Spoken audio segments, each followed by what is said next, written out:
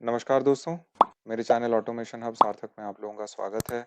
और आज एक नया सीरीज़ जारी रखते हुए हिंदी में मैं बात करूंगा सेलेनियम 4 के बारे में। अब सेलेनियम हम लोग 3.141.59 पे काफ़ी टाइम से काम कर रहे हैं। स्पेशली मैं सेलेनियम 4 पे एक साल पहले से स्विच कर चुका हूं, लेकिन मैंने कोई वीडियो नहीं बताया। तो मैं सोचा था कि मैं आप लोगों को बता दूं कि सेलेनियम 4 पे कैसे स्विच करना है, क्या करना है। और जो बहुत बड़ा इम्पोर्टेंट सवाल है कि क्या हमें सेलेनियम 3 में रहना चाहिए या फिर हमें स्विच कर जाना चाहिए। तो मेरा ये आंसर रहेगा कि आप स्विच कर लीजिए, बेटर रहेगा। क्योंकि अभी सेलेनियम 4 ही अपग्रेड होगा, सेलेनियम 3 पे कुछ अपग्रेड्स नहीं आएंगी।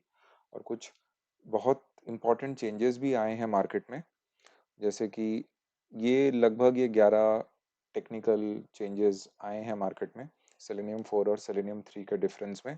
कुछ और डिफरेंसेस को भी मैंने हाईलाइट करके लिखा हुआ है ऑलरेडी। इस वीडियो को ज़्यादा लंबा ना बनाने के चक्कर में मैं उन सबको एक साथ आपको प्रेजेंट कर दूंगा स्क्रीनशॉट में। तो सेलेनियम 3 और सेलेनियम 4 में बेसिकली क्या डिफरेंस है। तो देखिए, सेलेनियम 3 में हम जो ब्राउज़र इंटरेक्शन करते थे जेसन वायर प्रोटोकॉल के तहत होता था। मैंने अपना एक वीडियो बनाया था जिसमें जेसन वायर प्रोटोकॉल का आर्किटेक्चर बहुत आराम से मैंने समझाया था। तो आप प्लीज़ उसको अच्छे से देख लीजिए, ठीक है। तो फिर आप अगर चाहें तो उस वीडियो में वापस जाके चेक कर लीजिए, तभी आपको ये वीडियो समझ में आएगा, ठीक है। तो सेलेनियम 3 में interaction, browser interaction Jason wire protocol के तहत होता था, जावास्क्रिप्ट ऑब्जेक्ट नोटेशन के तहत। क्योंकि इसके थ्रू होता था तो हमें एनकोडिंग और डिकोडिंग ऑफ द एपीआई वो उसकी ज़रूरत पड़ती थी, ठीक है। अभी क्या चेंज हुआ है, अभी W3C स्टैंडर्ड प्रोटोकॉल फॉलो हो रहा है। तो जो ड्राइवर है और ब्राउजर के कम्युनिकेशन के अंदर एक स्टैंडर्ड प्रोसीजर फॉलो होता है। तो क्योंकि ये स्टैंडर्ड प्रोसीजर फॉलो होता है, जेसन वायर प्रोटोकॉल की फॉलोइंग नहीं रही अब, तो हमें कोई एनकोडिंग या डिकोडिंग एपीआई के साथ करने की ज़रूरत नहीं, वो डायरेक्ट कम्युनिकेशन हो जाता है। तो इससे बहुत सारी चीज़ें इंप्रूव हो गई हैं। जैसे फॉर एग्जांपल आपका परफॉर्मेंस टेस्ट केसेस का काफ़ी इंप्रूव हो जाएगा इसके चक्कर में, ठीक है। क्लीन रहेगा, कोड वैलिड रहेगा, कंसिस्टेंट रहेगा अक्रॉस ऑल दी ब्राउजर्स। कभी कभी होता है ना कि एक पर्टिकुलर क्रोम पे ये फायरफॉक्स भी अच्छा चलता था, तो वो सारी चीज़ों में काफ़ी इम्प्रूवमेंट आएगी। जो टेक्निकली जो हमको ऑटोमेशन इंजीनियर के थ्रू वो डिफरेंसेस फील होंगी, वो ज़्यादा इम्पोर्टेंट है। अच्छा, अब अगर आर्किटेक्चरल चेंज की बात करूं तो कुछ चीज़ें डेप्रिकेट हो गई हैं, जैसे कि ओपेरा और फैंटम जेएस ब्राउजर्स के साथ अभी इनका सपोर्ट खत्म कर दिया है। तो जो ओपेरा वाले हैं वो क्रोम में स्विच कर जाएं, और जो फैंटम जेएस यूज करते हैं वो क्रोम और फायरफॉक्स में यूज कर सकते हैं, लेकिन हेडलेस के तौर पे। तो ये दो चीजें कर सकते हैं। और एक बहुत ही इंपॉर्टेंट आर्किटेक्चरल चेंज हुआ है सेलेनियम 3 और 4 के कंपैरिजन में, वो है सेलेनियम ग्रिड 4। तो जब देखो, ग्रिड तो 11 साल पहले आ चुका था, ठीक है। मैंने कभी ग्रिड पे वीडियो बनाया नहीं, लेकिन बहुत ही अच्छा रहता है। तो मैं ग्रिड पे भी वीडियो बनाऊंगा, अभी 4 पे डायरेक्टली बनाऊंगा। तो पहले क्या होता था, जब हम हब बनाते थे, हब और नोड के बीच कनेक्शन करते थे, तो बहुत सारी चीज़ें हमें केयरफुल रहनी पड़ती थी। वो सेलेनियम सर्वर स्टैंडअलोन फाइल को बार बार नोड करने के बाद उसमें कॉपी पेस्ट बहुत सारी कॉम्प्लिकेशंस थी। यहाँ पे लाइफ थोड़ी सिंपल हो गई है, ठीक है। तो ये तो आर्किटेक्चरल चेंज और ओवरऑल चेंज सेलेनियम 3 और 4 के डिफरेंसेस हैं। और जो मेन डिफरेंसेस हैं वो यहाँ पर थोड़ा टेक्निकल डिफरेंसेस हैं, जैसे कि कुछ रिलेटिव लोकेटर्स भी चेंज, इन सब के ऊपर एक एक वीडियो बनाऊंगा मैं।